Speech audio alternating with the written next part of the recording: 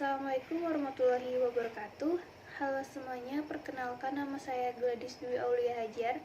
Saya dari angkatan 2019. Di video ini saya akan memberitahu atau bercerita apa saja sih yang saya dapat setelah mengikuti Bridging PBUMI tahun ini.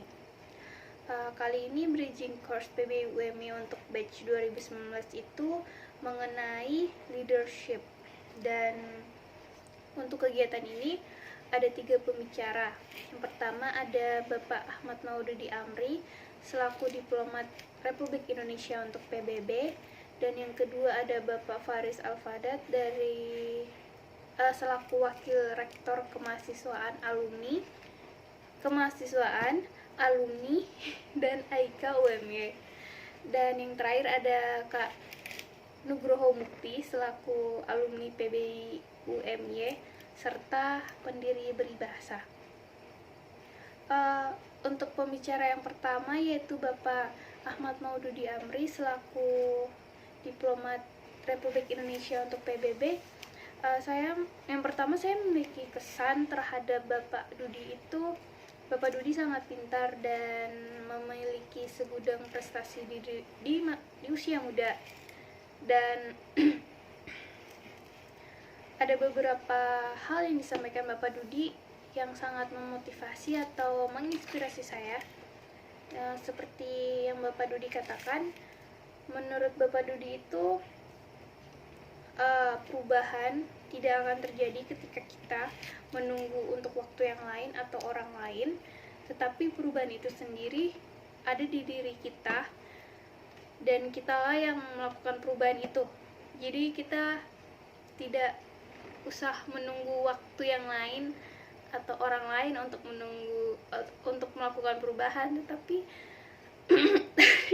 dari diri kita sendiri untuk melakukan perubahan itu. Dan kemudian ada yang Bapak Dudi katakan, menyelesaikan masalah ketika jalan itu adalah salah satu part dalam leadership proses yang memang kita harus lalui. Kemudian ada Bapak Dudi itu mempunyai pandangan atau memiliki keyakinan kalau kita harus paham bahwa setiap orang itu terlahir untuk menjadi pemimpin. Kemudian untuk pembicara yang kedua ada Bapak Faris Alfadat selaku wakil rektor kemahasiswaan alumni dan AIKA UMY. Bagi Bapak Faris, leadership itu bertahap. Selama saya dengar Bapak Faris bercerita, menurut saya tahapan yang dilalui Bapak Faris itu sangat banyak.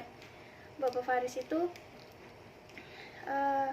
pernah menjadi ketua kelas, ketua OSIS, ketua Dewan Perwakilan Mahasiswa, serta menjadi ketua ketika mengambil S3 di Australia.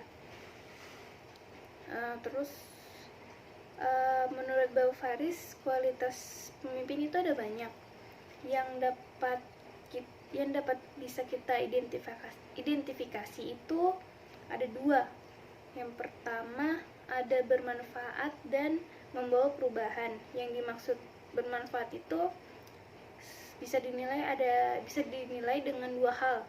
Yang pertama, dalam situasi krisis atau dalam ada masalah begitu, teman yang memiliki masalah, setidaknya kehadiran kita itu paling tidak bisa menawarkan solusi. Terus yang kedua itu, kalau tidak ada masalah atau keadaan normal-normal saja, tidak ada krisis apapun, kita mampu menawarkan nilai tambah. Tuh. Sedangkan untuk membawa perubahan, ya ketika kita memimpin satu kelompok atau satu organisasi, setidaknya kita selama memimpin itu kita membawa perubahan dalam organisasi itu atau kelompok itu. Kemudian Bapak Faris juga mengatakan bahwa mahasiswa itu akan dihadapkan dengan pilihan.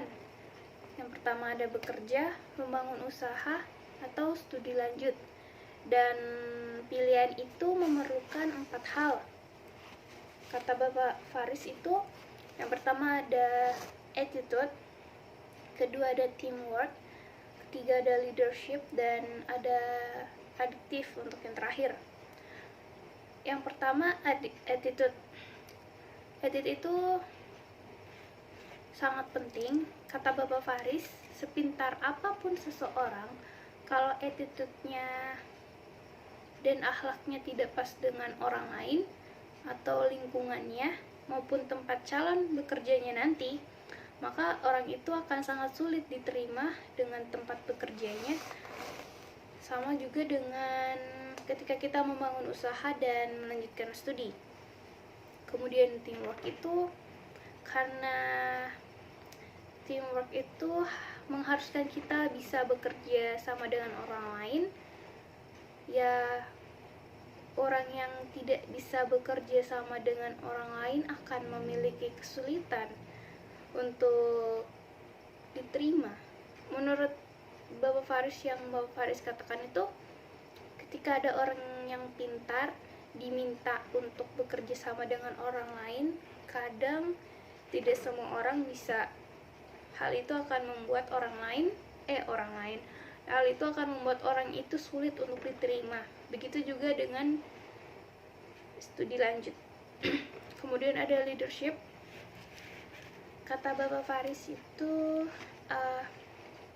kalau kita tidak menunjukkan kualitas kepemimpinan, maka akan sulit bersaing dalam dunia bisnis. Begitu juga dengan bersekolah atau studi lanjut. Yang keempat itu, yang terakhir tadi ada adiktif, yaitu bisa mengikuti perubahan zaman yang sangat cepat. Ketika Bapak Faris berbicara juga, beliau sempat memberitahu atau bercerita mengenai begini. Ketika kita sebagai mahasiswa yang memiliki IPK yang rendah tetapi mempunyai kualitas kepemimpinan yang bagus, kita bisa saja dipilih untuk menerima beasiswa ketimbang dengan yang memiliki IPK yang bagus tetapi tidak mempunyai kualitas kepemimpinan. Hal itu membuat saya sedikit termotivasi, meskipun saya atau teman-teman yang lain tidak memiliki IPK yang terlalu tinggi. Dengan Bapak Faris bilang seperti itu, saya pikir bisa menerima beasiswa karena kualitas kepemimpinannya yang sangat bagus. Dan karena itu juga saya termotivasi untuk melatih dan meningkatkan kualitas kepemimpinan saya.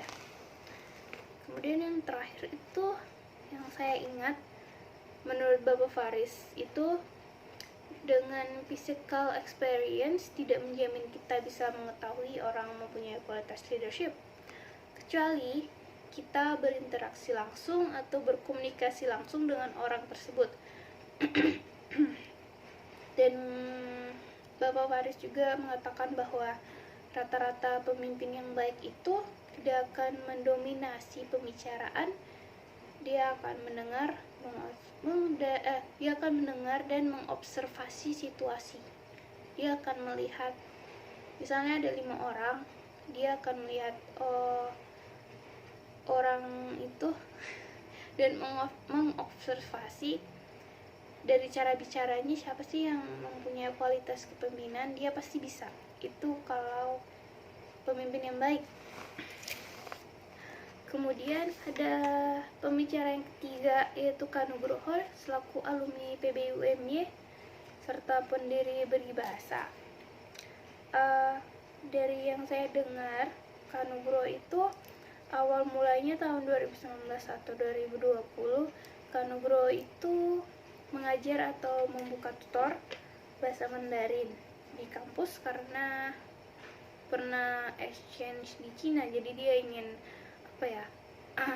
membagi kemampuannya dalam bahasa Cina. Jadi dia ingin mengajar teman-teman sekalian yang mau belajar bahasa Cina.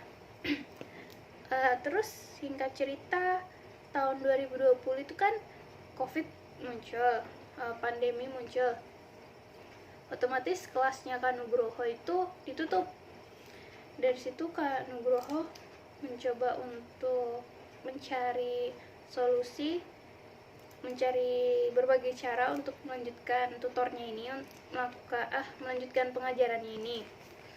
Terus banyak masalah yang muncul.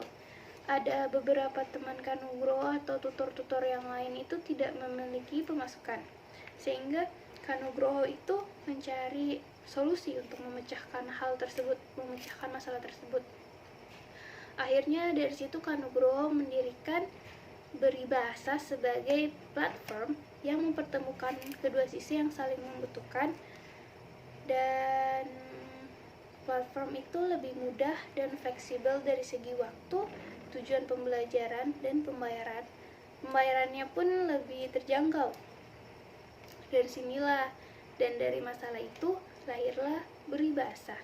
Tidak hanya Kak Nugroho, ada juga 5 tim inti dari Beribahasa yang menemani Kak Nugroho. Seingat saya katanya ada 2 yang menemani Kak Nugroho dari awal. Nah, dari Kak Nugroho ini saya sangat termotivasi. Dengan adanya suatu masalah, hal itu tidak dapat menghentikan kita untuk melanjutkan apa yang dari awal kita kerjakan. Terus Kak Nugroho membantu pemasukan teman-temannya, bisa dibilang membantu perekonomian orang lain di masa pandemi ini. Saya rasa itu aja yang saya ingin bercerita mengenai kegiatan bridging course PBUM tahun ini mengenai leadership. Jadi ya begitu.